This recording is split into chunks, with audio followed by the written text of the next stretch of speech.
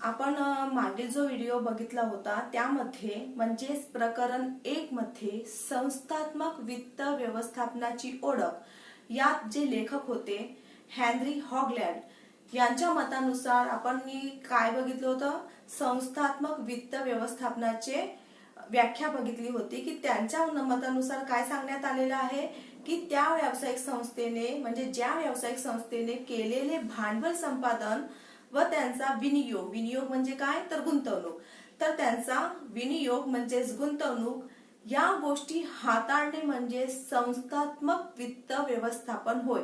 हे मागच्या व्हिडिओमध्ये तुम्हाला सविस्तर मी सांगितलेलंच आहे, नसेल कळत तर पुन्हा एकदा तो व्हिडिओ बघून घ्याल। आणि आता आपण पुढचं टॉपिक बघणार आहोत, तो म्हणजे संस्थात्मक वित्तीय व्यवस्थेचे महत्त्व बघणार आहोत। ठीक आहे, काय बघणार आहोत आपण, संस्थात्मक वित्त व्यवस्थेचे महत्त्व बघणार आहोत। चला बघूया। त्यामध्ये एकूण 9 पॉइंट दिलेले आहेत। तर पहिला आहे निर्णय प्रक्रियेत मदत, दुसरा आहे प्रकल्पासाठी भांडवल उभारणी कशी केली जाते, त्यासाठी संस्थात्मक वित्तीय व्यवस्थेचे काय महत्त्व आहे ते बघणार आहोत आपण त्यामध्ये। नेक्स्ट पॉइंट आहे संशोधन व विकास कार्यात कशा प्रकारे वित्ताची मदत होते ते बघणार आहोत। व्यवसाय सुरळीत चालण्याकरिता चौथा पॉइंट आहे व्यवसाय सुरळीत चालवण्यास कशा प्रकारे मदत होते पैशाची ते बघणार आहोत। पाचवा पॉइंट आहे विस्तार व विविधीकरणाला प्रोत्साहन देणे, ते बघू। सहावा पॉइंट आहे व्यवस्थापकीय जोखीम हाताळणे, सातवा आहे जुन्या मालमत्ता बदलणे आणि आठवा आहे लाभांश आणि व्याज देण्यासाठी कशा प्रकारे संस्थात्मक वित्त व्यवस्थापनेची व्यवसायाची मदत होते ते बघूया आपण। नववा आहे आठवा बघितलं का, लाभांश आणि व्याज देण्यासाठी कशा प्रकारे मदत होते। नववा आहे विविध कर व शुल्क भरण्यासाठी कशा प्रकारे मदत होते वित्ताची, ते सगळे पॉइंट आपण आता बघूया। मी सविस्तर तुम्हाला सांगणार आहे आणि याआधी तुम्हाला मी ते लेखी लिहायला लावलं होतं। जी थेरी आहे ती मी व्हिडिओद्वारे तुम्हाला तुमच्या ग्रुपवर पाठविले होतं आणि तुम्हाला लिहायला सांगितलं होतं। ठीक आहे, आता मी एक एक पॉइंटचं विश्लेषण तुम्हाला सांगत आहे, ते लक्ष द्या आणि बघा आणि काळजीपूर्वक ऐका। चला बघा, पहिलं होतं निर्णय प्रक्रियेत मदत करते। ठीक आहे, आता निर्णय प्रक्रियेत मदत कशी होते तर ते बघा। व्यावसायिक संस्था आहेत, अनेक प्रकारचे निर्णय घ्यावे लागते। ठीक आहे, जेव्हा आपण व्यावसायिक संस्था म्हटलं की अनेक प्रकारचे निर्णय त्यामध्ये येतेच। आपला व्यवसाय सुरळीत चालण्याकरिता योग्य निर्णय घेणे आवश्यक असते आणि म्हणून बघा, जसे कोणत्याही प्रकारच्या वस्तू व सेवांचे उत्पादन कशा प्रकारे करावे, त्या वस्तू व सेवांचे उत्पादन करण्याकरिता कोणत्या तंत्रज्ञानाची आवश्यकता असेल, कच्चा माल असो किंवा व्यवसायामध्ये कच्च्या मालाची गरज भासतेच, तर त्याकरिता कच्च्या मालाची उपलब्धता, दळणवळणाची जी साधने आहे, अशा अनेक वस्तूला आवश्यक असणारी जी बाजारपेठ आहे असं समजा, आणि व्यावसायिक संस्थेत होणारे दररोजचे जे व्यवहार आहे इत्यादी गोष्टीवर निर्णय घेण्यात येते। ठीक आहे, तुम्हालाही माहिती आहे की व्यवसायाला जास्तीत जास्त नफा मिळवण्याकरता योग्य निर्णय घेणे हे फार आवश्यक असते आणि म्हणून काय सांगितलेलं आहे, योग्य निर्णय घेणे आवश्यक असते। हे निर्णय संस्थेजवळ असलेल्या निधी म्हणजेच पैसा भांडवलाचा उपलब्धतेवर अवलंबून असते। म्हणजे जास्तीत जास्त पैसा असेल संस्थेजवळ तर निर्णय योग्य प्रकारे घेऊ शकते। कशाच्या दृष्टिकोनातून, व्यवसायाचा विकास करण्याच्या दृष्टिकोनातून। जर आवश्यक निधी नसेल तर कोणत्याही प्रकारचा निर्णय घेण्यास संस्थेला अडचण निर्माण होऊ शकते। ठीक आहे, आणि म्हणून संस्थेजवळ एक पर्याप्त निधी असणं फार गरजेचे असते।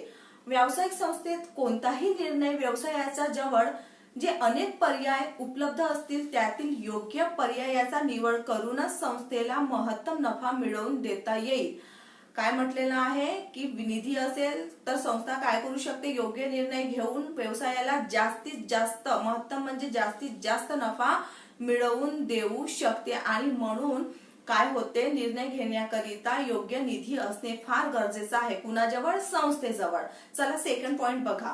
सेकंड पॉइंट काय आहे तर प्रकल्पासाठी भांडवल उभारणे। ठीक आहे, की प्रकल्प जो तयार करायचा असेल संस्थेला त्याच्याकरिता भांडवल आवश्यक असते आणि ते भांडवल कशा प्रकारे उभारायचं हे आपण बघणार आहोत। कोणतीही व्यावसायिक संस्था प्रकल्पासाठी म्हणजे प्रोजेक्ट त्याला म्हणतात, त्या वेगवेगळ्या माध्यमातून भांडवल निधी गोळा करीत असते। काय करीत असते, भांडवल असो, निधी असो, निधी म्हणजे पैसा काय करीत असते, गोळा करीत असते. व्यावसायिक संस्थेजवळ निधी उभारण्याकरिता अनेक मार्ग उपलब्ध असतात. काय म्हटलं आहे, व्यावसायिक ज्या संस्था आहे त्यांना जर निधी उभारायचा असेल तर त्यांच्याकडे अनेक मार्ग काय असतात, उपलब्ध असतात. जसे की समहक्क भाग, याला दुसऱ्या शब्दात म्हणतात सामान्य भाग. अग्रहक्क भाग, कर्जरोखे जे आहेत त्याची विक्री करणे, बंधपत्रे आहे त्याची विक्री करणे, ठेवीच्या स्वरूपात रोख रक्कम गोळा करणे. या व्यतिरिक्त वित्तीय संस्थेकडून किंवा बँकेकडून कर्जाच्या स्वरूपात काय करू शकते, रक्कम गोळा करू शकते. कोण, संस्था. ठीक आहे, हे झालं सेकंड पॉइंट. आता तिसरं बघा, संशोधन व विकास कार्यात मदत करणे. आता यामध्ये बघा काय सांगितलं आहे, संशोधन व विकास कार्यात वित्ताची कशा प्रकारे मदत होते ते सांगणार आहे. नेहमी वस्तूच्या दर्जेत काय असते, सुधारणा करण्याकरिता व त्यामध्ये काय नाविन्य आणण्याकरिता, ग्राहकांना आकर्षित करण्याकरिता काय करावं लागते, त्यावर संशोधन करावं लागते. कोणाला, आपल्याला का नाही तर संस्थेला काय करावं लागते की जे आहे वस्तू आहे ते त्याच्यामध्ये काय करावं लागते, नाविन्य आणून ग्राहकांना काय करावं लागते, आकर्षित करण्याकरिता काय करते संस्था, संशोधन करते. अशा कामासाठी काय असते, कंपनीला बाजार सर्वेक्षण करावे लागते. आधी बाजार काय करावं लागते, बाजारात फिरावं लागते, सर्वेक्षण करावं लागते. तसेच बाजाराचे विश्लेषण करण्याकरिता अनेक व्यक्ती काय करावं लागते, नेमावे लागतात. ठीक आहे, संशोधन कामासाठी सतत निधी उपलब्ध करून द्यावा लागतो. ठीक आहे, फ्री मध्ये होणार आहे का हे सगळे कामं, नाही. तर त्याच्यासाठी काय पाहिजे, पैसा पाहिजे. कोणाजवळ, संस्थेजवळ. आणि म्हणून काय आहे की निधी उपलब्ध, निधी हे असणे फार आवश्यक आहे. कुणाला, संस्थेजवळ. अशा कारणासाठी आर्थिक आधाराची काय भासते, गरज भासते. आणि म्हणून निधी असणं हे फार आवश्यक आहे. निधीचे महत्व बघत आहोत आपण. ठीक आहे, चौथा पॉइंट बघा, व्यवसाय सुरळीत चालण्यात कशा प्रकारे वित्ताची मदत होते ते बघा. निधीचा ओघ असेल तरच कर्मचारीचे पगार वेळेत देता येईल. जर नसेल तर कर्मचारीचे पगार वेळेवर देता येणार नाही. जे कर्जावर रक्कम असेल त्याची परतफेड आपण वेळेत करू शकतो. कच्च्या मालाची जेव्हा गरज भासेल तेव्हा ते विकत घेता येते. उत्पादित वस्तूची विक्री, तसेच नवीन वस्तूचे कशा प्रकारे उत्पादन करून बाजारात आणायचे याच्यासाठी वित्ताची फार मदत होते. कळलं, वित्ताचे महत्व बघत आहोत, तेच सांगत आहे मी तुम्हाला की वित्ताचे काय काय महत्व आहे, काय काय नाही. उत्पादित वस्तूची विक्री करायची असेल किंवा नवीन वस्तूचे उत्पादन करायची असेल, बाजारात आणायचं असेल तर या सगळ्या गोष्टीसाठी काय पाहिजे, आपल्या जवळ निधी पाहिजे. आपल्या जवळ म्हणजे संस्थेजवळ. आता पाचवा पॉइंट बघा, विस्तार व विविधीकरणाला प्रोत्साहन देणे. ठीक आहे, कशा प्रकारे बघा, व्यवसायाचे जे विस्तार आहे, अर्थात जर कोणत्याही व्यवसाय जर जिल्हा पुरत असेल, काय सांगितलं की व्यवसायाचे विस्तार अर्थात कोणत्याही व्यवसाय जर जिल्हा पुरवत असेल तर त्याला संपूर्ण राज्यात कोणत्या प्रकारे नेता येईल, जर राज्यात असेल तर त्याला संपूर्ण देशात कसं नेता येईल, तसंच जर देशात असेल तर त्याला अन्य देशामध्ये कसं नेता येईल, या बाबींकडे व्यावसायिक संस्थेला लक्ष देणे आवश्यक असते. जर विविधीकरणाचा विचार केला तर आपल्या संस्थेत एका वस्तूचे उत्पादन होत असेल तर सोबत दुसऱ्या किंवा तिसऱ्या वस्तूचे उत्पादन कसे करता येईल याकडे काय असते, संस्थेला लक्ष द्यावे लागते. आणि याकरिता निधीची आवश्यकता असते. पैशाशिवाय कुठलंही काम होत नाही, लक्षात घ्या.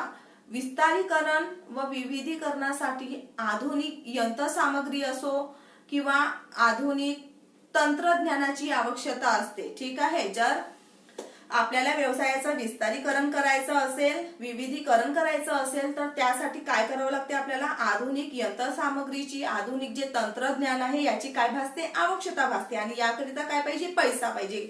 हे परचेस करण्याकरिता, हे खरेदी करण्याकरिता काय पाहिजे, आपल्याला पैसा पाहिजे. संस्थात्मक वित्त व्यवस्था, आधुनिक यंत्रसामग्री खरेदी करण्याकरिता पैसे उपलब्ध करणे आवश्यक असते.